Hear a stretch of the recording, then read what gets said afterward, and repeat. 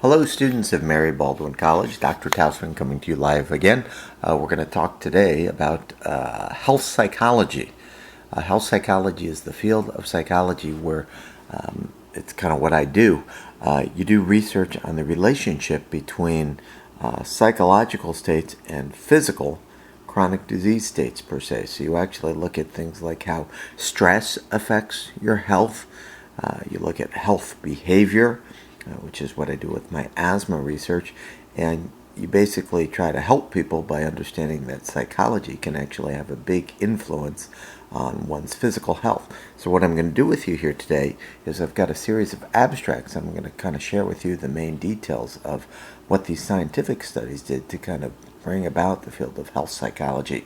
And the first one that I have is by Friedman and Rosenman. It's back in the year 1959, a long time ago, published in JAMA, the Journal of the American Medical Association. Very simple study. They had three groups of men, as the abstract says here, and they basically looked at how psychological variables might affect heart disease. And they basically found that one group of men had very high cholesterol levels and also a much greater risk of heart disease, coronary artery disease. And they actually found that for these particular people, they actually had very much a distinct psychological profile. They found for this group of men that psychologically, the ones who had a much greater risk of heart disease actually had very stressed out personality. They were very competitive. They were very motivated for deadlines. They had an intense, sustained drive for achievement. And these people became known as type A personality. And as I'm sure most of you have heard, if you have a type A personality, you're hard driving, you're competitive, you always focus on deadlines. This was the first study to actually find that that personality factor actually led to an increased risk for coronary heart disease.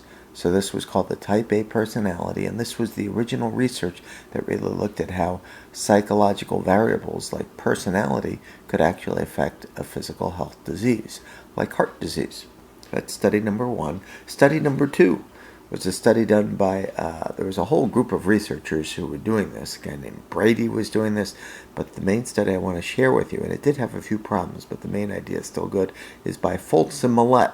It was called the Executive Monkey Study, very interesting, published in the Journal of Surgical Research. And in this particular study, what they actually did is they had two monkeys in cages right next to each other, and they actually decided for both monkeys in cages right next to each other, they decided to shock both monkeys. So in the first phase of the study, both monkeys were shocked. It turned out that one monkey had a lever in its chamber where it could turn off the shock for both itself and the other monkey. The monkey who had the lever in their chamber was called the executive monkey. That means that monkey could control the shock for both itself and the other monkey. The other monkey was called the passive monkey.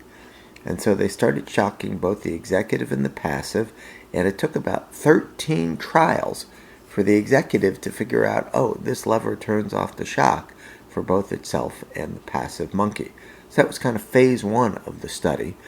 And so after phase one was done, turns out that they switched executive monkeys. They brought in a new executive monkey, and the new executive monkey was basically put in a situation the same.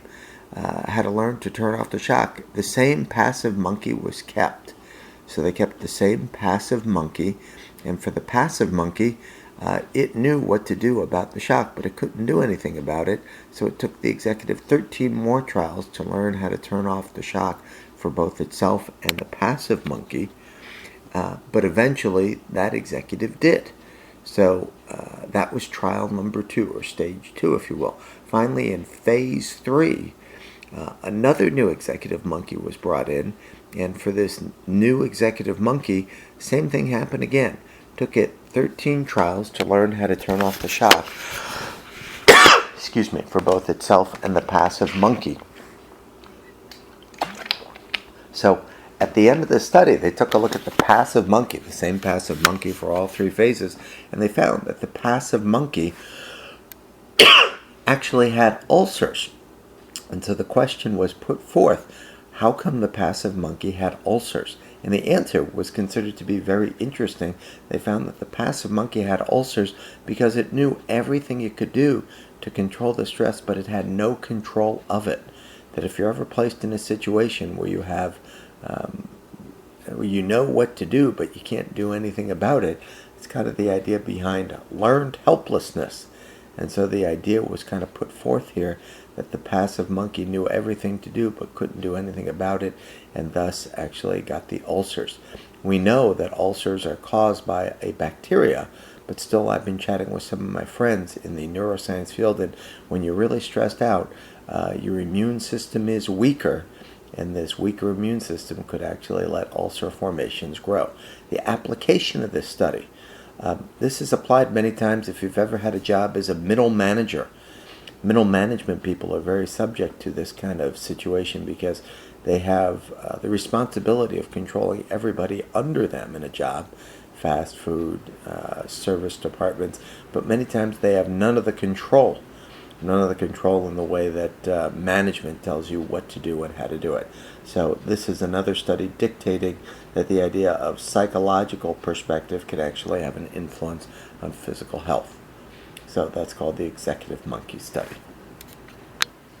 So the next study, study number 3, is also very similar to the executive monkey studies. Very simple study here, done by Vicentainer and colleagues, published in Science in 1982, a little more recent. Took some rats, put them in a cage, and basically gave a group of rats shock situations. So the grid that the rats were on were shocked, and in one situation, rats could escape the shock. In another situation, they could not escape the shocks. Before the study was started, they actually put tumor cells in all of the rats, and they wanted to see would these tumor cells turn basically into cancer or not. And if you look at the abstract, the result is very simple, that if you actually had tumor cells put into you and you could escape the shock, only 27% of those rats actually, it says 54% of the rats receiving no shock rejected the tumor.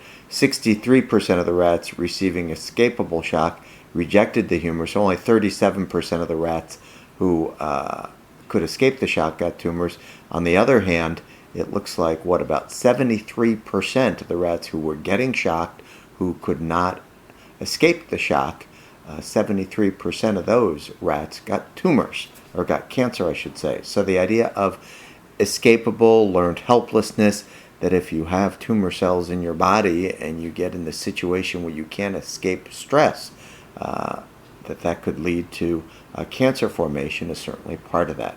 If we continue along here, maybe the final study I'll mention here, a classic study in a field, very simple study, although the abstract reads kind of complicated, but let me say it to you verbally here. It was done by Adder and Cohen, who are actually the founders of this next field I'm going to talk about. Basically, they took, what did they do? They took rats and they basically gave them sugar, saccharin, and after they gave them saccharin, they gave them a drug that would suppress the immune system, cyclophosphamide.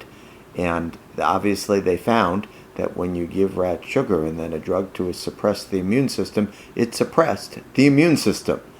But then what was really interesting was the idea of what they did after this. They started pairing up the sugar with the drug.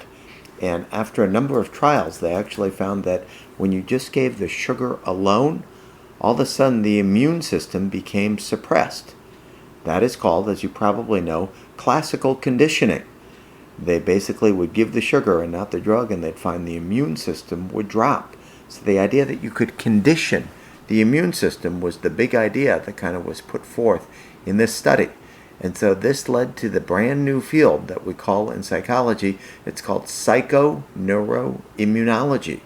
And it's the idea that you can actually classically condition or condition the immune system, and this was considered very important in psychology, that you could actually condition people's immune system. Adder and Cohen are the founders of this particular field.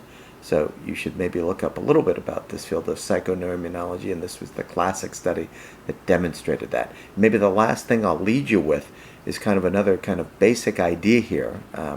The idea actually has been put forth by a guy named Selye, Selye. And he basically, it's not an abstract, but looks at what the immune system does, and basically says that your immune system goes through 3 phases during the stress response. The first is the alarm stage. You react to the stress. You respond vigorously to the stress situation, and so that is called the alarm phase. You get norepinephrine, adrenaline flowing to fight off through the flight or fight situation.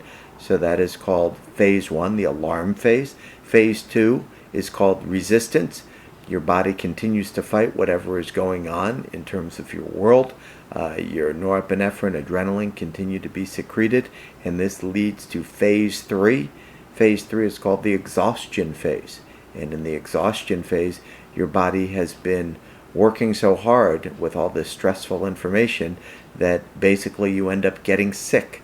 And there have been a lot of classic studies showing that if you stress your body out too long, as many of you may well know, you'll end up getting sick. And they've actually found that all these stress hormones, cortisol, norepinephrine, and adrenaline, they basically suppress your immune system. So now we know that stress can actually decrease your immune system and actually lead to bad health outcomes. So this is part of the field of psychoneuroimmunology. Selye came up with this. It's called the general adaptation syndrome. If you want to do a little digging of this on your own, you certainly can. But it's the 3 phases: alarm, resistance, and exhaustion. Thanks so much. Bye-bye.